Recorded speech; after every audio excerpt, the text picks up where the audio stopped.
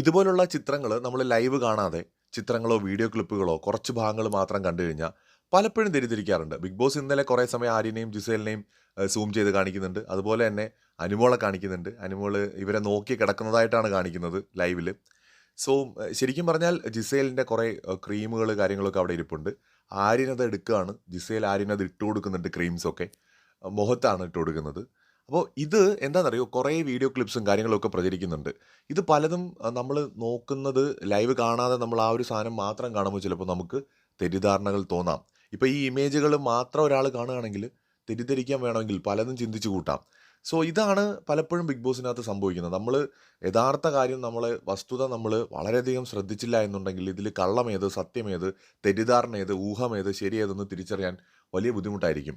ചെറിയൊരു ക്ലിപ്പോ അല്ലെങ്കിൽ ചെറിയ ഏതെങ്കിലും ഒരു ഫോട്ടോയോ കണ്ടുകൊണ്ട് നമുക്ക് ഒരിക്കലും ഒന്നും വിലയിരുത്താൻ പറ്റില്ല.